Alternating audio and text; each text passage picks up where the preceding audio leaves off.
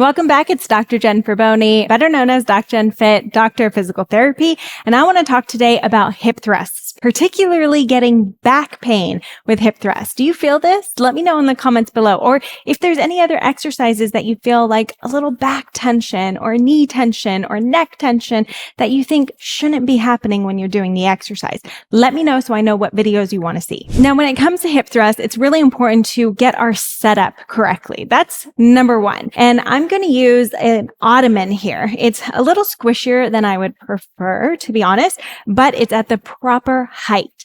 So what you want to kind of set up on is if I were to come back against something, it's going to already be right underneath my shoulder blades.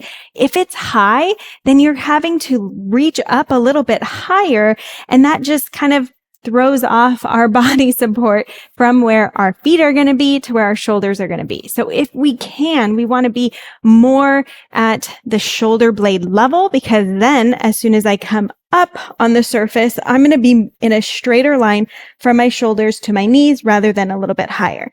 So preferably a lower surface, especially if you're a little shorter like I am. I'm 5'2". So a lower surface is really key for me. Now, what you want to see when you're going on, again, your whole shoulder blade is going to be on the surface, not just the tip tops of your shoulders. So get your entire shoulder blade up onto the bench or surface that you're using. Then watch your feet. You don't want your feet to be too far out. You don't want your feet to be too far in. Too far in, I'm going to put a lot more stretch, therefore tension on my quads. A lot further out, I'm going to put a lot more tension on my hamstrings rather than my glutes. So if you want to feel your glutes in a hip thrust, have your feet directly underneath your knees, about hip distance apart. Okay, this is the proper setup as I come up. Okay, now we want to think of stacking the core. What I've seen a lot with hip thrusts is that the back arches, the bottom comes down, and there's almost this separation from rib cage to hips. It is better to feel the entire body working together. Breathing in, dropping that rib cage with my pelvis, breathing out, drop, and lifting that together.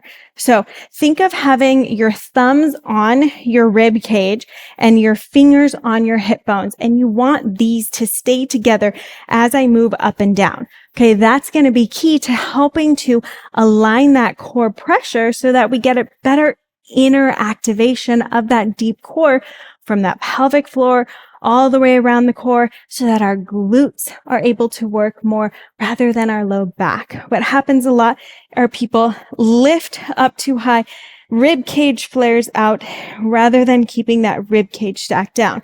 Now, the last cue that I think is most important is our gaze. Our gaze helps to determine what muscles are going to be working more.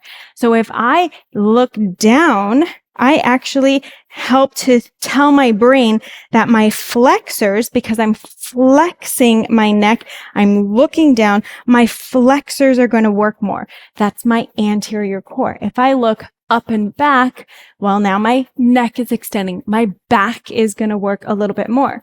So if I want my anterior core to work so I don't feel as much tension into my low back, I want to look down.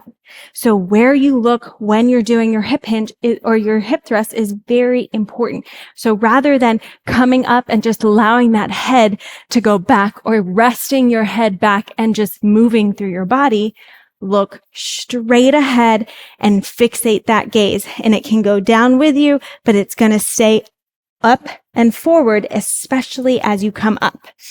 Okay. Woo, my support is getting a little floppy here. Okay, so shoulder blades on. I'm already looking down and forward. So my gaze for this anterior core, press my feet down, look forward. When I look forward here, I'm thinking of wrapping that rib cage down and tucking that tailbone under. Rather than opening, I'm tucking under, rib cages down. You can see how that flattens everything and takes pressure off of my back. Look forward. Look forward. look forward. And now if I were to use weight, hopefully the more weight that I use when I'm doing this, the more pressure I feel into my glutes, pushing the floor down and looking forward, using that glute tension rather than back. Now try these out, see how it feels. It might take time to get used to. It's not something that comes supernatural for everyone. And I gave you a lot of cues to kind of think about. So take your time exploring that, but see if it automatically makes a difference in what you feel in the hip thrust. Don't forget, if you love what you're learning, I have so much more in stock for you. So hit that subscribe button, check out the other videos I've done in the past, and leave any comments of any suggestions that you have for videos in the future. And I can't wait to help you feel incredible and amazing within your body.